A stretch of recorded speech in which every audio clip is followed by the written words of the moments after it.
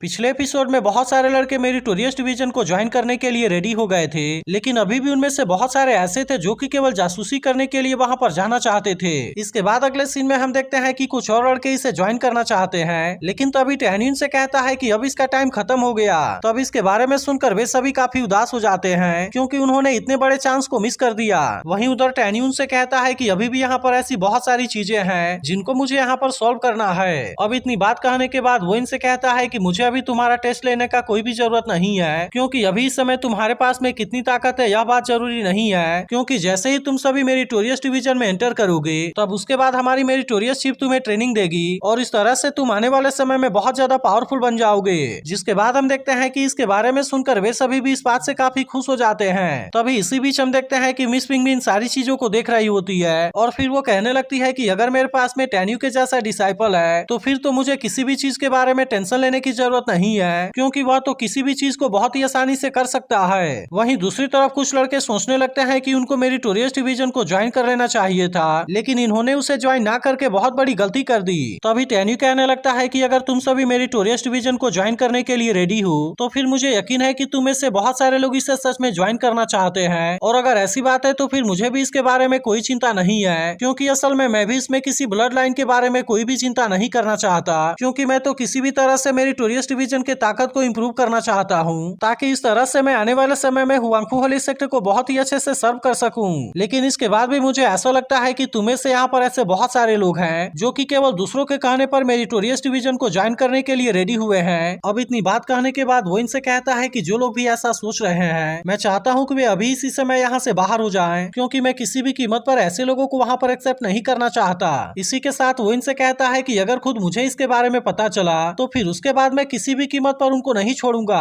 तब इसकी ऐसी बात सुनकर इसमें से एक लड़का काफी परेशान होने लगता है, लेकिन इसके बाद भी उसे ऐसा लगता है कि शायद टैन्यू को इसके बारे में कुछ भी पता नहीं चलेगा। जिसके बाद हम देखते हैं कि टैन्यू इनको इसके बारे में सोचने के लिए कुछ टाइम देता है और कहता है कि जो कोई भी वहाँ पर किसी दूसरे इंटेंशन से जाना चाहता है वो पहले ही बाहर हो जाए। लेकिन अभी भी हम देखते हैं कि इसमें से कोई भी सामने नहीं आता, और वहीं बाकी चीफ और एल्डर सोचने लगते हैं कि हम भी देखते हैं टैन्यू इसके बारे में कैसे पता लगाता है। तभी टैन्यू कहने लगता है कि अगर तुम खुद सामने नहीं आना चाहते तो कोई बात नहीं, लेकिन वैसे भी तो मैंने तुम्हें इसके लिए एक चांस दे दिया था, मगर ये तुम्हारी ही गलती है कि तुम इसे नहीं लेना चाहते। इसके बाद हम देखते हैं कि टैन्यू तुरंत इन पर अपने आई टेक्निक के पावर का यूज कर देता है, जिसके वजह से वे सभी अब इसके कंट्रोल में हो गए थे। और फिर टैन्यू इनसे कहता है कि तुम में से जो कोई भी दूसरे के कहने पर मेरिटोरियस डिवीजन को ज्वाइन करने वाला है वो अब मेरे सामने आ जाए। जिसके बाद हम देखते हैं कि इसकी बात मानकर वे सभी इसके सामने आने लगते हैं, क्योंकि टैन्यू ने अपने आई पावर से इनके माइंड को अपने कंट्रोल में कर लिया था। लेकिन अब इसके वजह से हम देखते हैं कि बाकी चीफ और एल्डर काफी परेशान होने लगे थे और कहने लगते हैं कि यह तो आई पावर का यूज करके दूसरे के माइंड को कंट्रोल कर सकता है, और अब इसके वजह से वे डरने लगते हैं कि इस तरह से तो इनकी सच्चाई सामने आ जाएगी। लेकिन वहीं दूसरी तरफ हम देखते हैं कि जिनके मन में मेरिटोरियस डिवीजन के खिलाफ में कुछ नहीं होता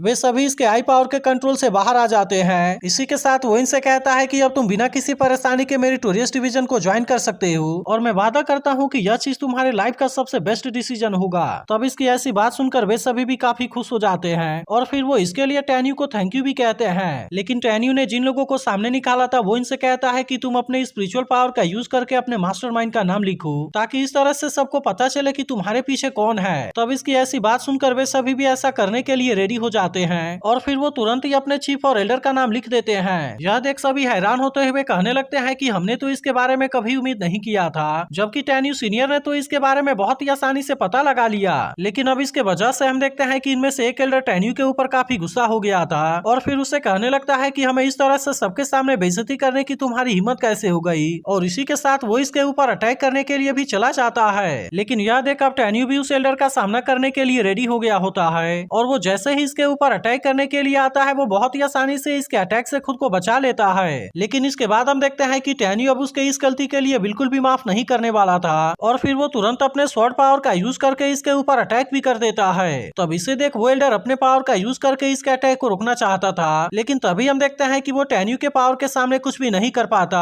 और इस तरह से वो इसमें बहुत ही आसानी से मारा जाता है। जिसके बाद हम देखते हैं कि अब इसके वजह से बाकी लोग टैन्यू के ऊपर गुस्सा होने लगे थे और फिर वो कहने लगते हैं कि तुम तो इनोसेंट लोगों को केवल इसी तरीके से मार रहे हो, लेकिन क्या तुम्हें नहीं लगता कि तुम्हें सेक्टर के रूल के बारे में नहीं भूलना चाहिए। इसके अलावा इनमें से एक एल्डर कहने लगता है कि तुमने तो अपने आई टेक्निक के पावर का यूज करके उनके माइंड को अपने कंट्रोल में कर लिया और इस तरह से तुमने थर्ड एल्डर को इसमें बहुत ही आसानी से फंसा दिया। तब इसकी बात सुनकर एक और चीफ भी कहने लगता है कि तुम्हारी बात पूरी तरह से सही है और वो जानबूझकर अब मुझे भी इसमें फंसाना चाहता है। तब इनकी ऐसी बात सुनकर टेन्यू कहता है कि मैंने तो उनको बचाने के लिए एक चांस दिया था, लेकिन इसके बाद भी वे मेरे सामने चालाक बनने की कोशिश कर रहे थे और इसीलिए अब इनको मरने से कोई भी नहीं बचा सकता। इसके बाद हम देखते हैं कि वो तुरंत इनके ऊपर अटैक करके इनको मार देता है, लेकिन इसके बाद हम देखते हैं कि वो बाकी एल्डर और चीफ को भी इसके बारे में धमकी देता है और कहता है कि तुम सभी मेरे काम के बीच में आने की कोशिश ना करो। लेकिन अब इसके ऐसे बातों के वजह से वे सभी भी टेन्यू के ऊपर गुस्सा होने लगे थे और कहने लगते हैं कि यह तो इस तरह से हमें सबके सामने बेइज्जत करने की कोशिश कर रहा है। तभी टेन्यू इनसे कहता है कि अगर मैं सेक्ट मास्टर के ऑर्डर को फॉलो करूं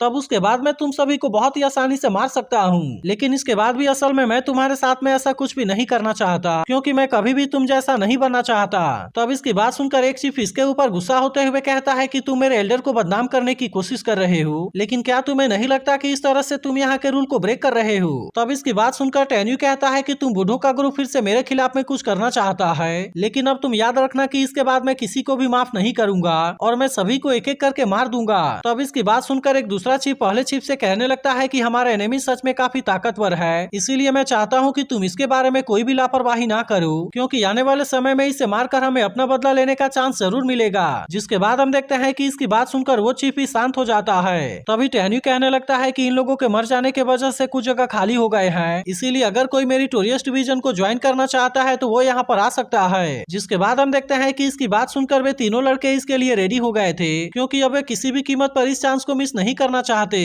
लेकिन तभी इसी बीच हम देखते हैं कि टेन्यू इनके ऊपर भी अपने आई पावर का यूज करता है, ताकि इस तरह से उसे पता चले कि इनके ज्वाइन करने के पीछे कोई दूसरा उद्देश्य तो नहीं है। इसके बाद उसे पता चलता है कि इनको किसी ने भी ऑर्डर नहीं दिया है और इसीलिए वो इनको मेरी टोरियस डिवीजन को ज्वाइन करने के लिए वेलकम करता है। तब इसकी बात सुनकर वे सभी भी इस बात से काफी खुश हो गए थे और फिर वे इसके लिए टेन्यू को थैंक यू भी कहते हैं। तब इस पर टेन्यू इनसे कहता है कि वैसे भी तो हम सभी एक ही सेक्टर से हैं और इसीलिए तुम सभी को मेरे सामने पोलाइट होने की जरूरत नहीं है। इसके बाद वो मिस पिंक से कहता है कि अब हमारे पास में एनफ स्टूडेंट हो चुके हैं, जिस पर मिस पिंक भी उससे कहती है कि यह तो बहुत अच्छी बात है और अब इसीलिए वो इनसे इसके साथ में यहाँ से चलने के लिए कहती है। जिसके बाद हम देखते हैं कि वे सभी भी इसके लिए मान गए थे और फिर वे तुरंत उसके साथ में स्पिरिट बोर्ड के ऊपर आ जाते हैं। तो अगर एक्सप्लेनेशन अच्छी लगी हो तो वीडियो को लाइक और इस पर एक कमेंट जरूर कर देना, और अगर आपने इसके पिछले एपिसोड को मिस कर दिया हो तो लेफ्ट वाली वीडियो जरूर देख लेना।